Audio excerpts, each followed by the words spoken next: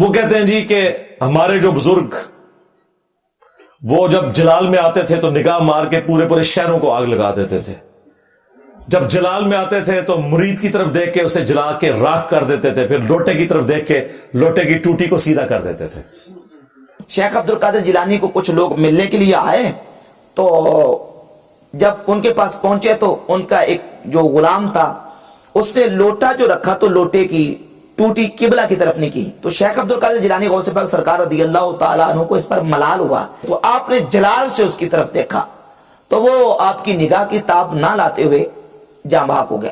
اوے تواڈے بابے ہوتے 302 لگ دی ہے, قتل کا مقدمہ ہوتا ہے. اور اگر اپنے بابوں کو بچانا ہے تو ان واقعات سے اعلان برات کرو, ورنہ قرآن کی روح سے ایسا بابا ہمیشہ کے لیے جہنم میں ہے جس نے اپنا مرید جلا کے راکھ کر دیا. کوئی قرآن میں ہے جس نے قتل نہ حق کیا مومن کا, وہ ہمیشہ کے لیے جہنم میں. لو سامو پھر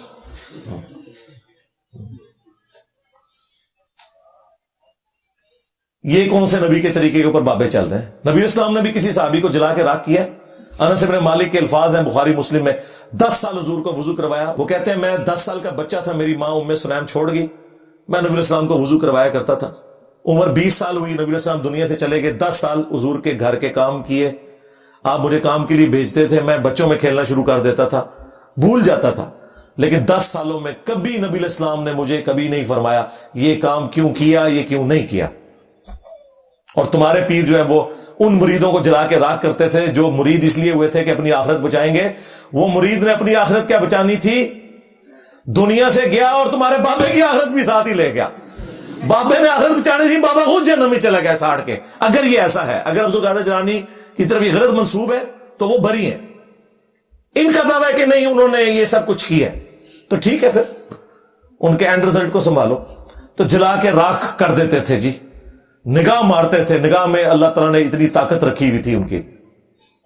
اچھا طاقت رکھی ہوئی تھی, انہوں نے ریٹائرمنٹ لے لی نے. ہاں, وہ ہمارے جو بابا جی خادم رضوی صاحب کہا کرتے تھے نا, امام مالک فرماندے نے امت مر جائے کہ نبی دی گستاخیاں ہو رہی ہیں اور امت کچھ نہیں کر رہی. امام مالک فرماندے تھے پھر امت زندہ کیوں ہے, پھر مر جائے ساری, پھر مر جائے ساری. پوری عالم اسلام اس وقت یا تو مر جائے, یا تو مر جائے سارا عالم اسلام, یا پھر حضور کی عزت پر پہرا دے. بس دو باتوں میں سے ایک بات ہے, بس یا سارا اکٹھا ہو کے مر جائے تو یا پھر فرانس کو جواب دے. تو میں نے کیا کہا تھا, رکو ذرا صبر کرو بابا جی, تیرے بابے مر جائیں پہلے. غوث کتب ابدال جن کی ڈیوٹی ہے کہ وہ نگاہ مار کے یوٹیوب کے اوپر رکھی ہوئی گستاخانہ ویڈیوز کیوں نہیں ڈیلیٹ کروا سکے. انہوں نے اپنے نبی کا کلمہ نہیں پڑھا ہوا, وہ غدار ہے اپنے نبی کے. ان کی بزرگی کس دن کام آنی ہے؟ ایسی بزرگی میں لعنت ہو کے بزرگی اور وہ نگاہ مار کے یوٹیوب سے ویڈیوز نہ ڈیلیٹ کروا سکے. اللہ نے نہیں یہ کرنا, اللہ نے آپ کی ڈیوٹی لگائی ہوئی ہے امت کی, اس لیے تو وہ کہہ رہے ہیں نا کہ امت مر جائے. تو امت میں تو امت تو بیچاری ہے ہی گئی گزری, پہلے بابے مرے ہیں جن کے پاس اختیار ہے. سب سے پہلے وہ بابا ڈھونڈے جہاں پہ یوٹیوب کی ہارڈ ڈسک رکھی ہوئی ہے, ادھر جس غوث کتب ابدال کی ڈیوٹی ہے نا اس پہ 295 سیل گئے, اسے چوک میں پھانسی دے. غدار, تو ویڈیوز نہیں ڈیلیٹ کروا سکا, تو نے اپنے نبی کا کلمہ نہیں پڑھا ہوا صلی اللہ علیہ وآلہ وسلم.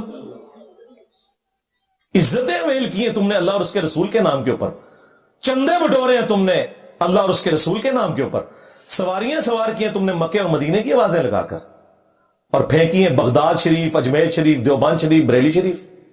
تو دیکھو اللہ تعالیٰ نے تم سے کتنا بڑا انتقام لیا ہے. 1200 سال میں جو عزت تم نے کمائی تھی نا, اللہ تعالیٰ نے 12 سال کے اندر یوں ختم کر دی ہے. میرے نبی سا ہے کوئی نہیں, تیرے بابے تھے شاہی کوئی نہیں. تو یوٹیوب سے ویڈیوز ڈیلیٹ کروائیں, ہم مان لیں گے. چلو اون کر کے دس دو, کہانیاں مشہور کی ہوئی.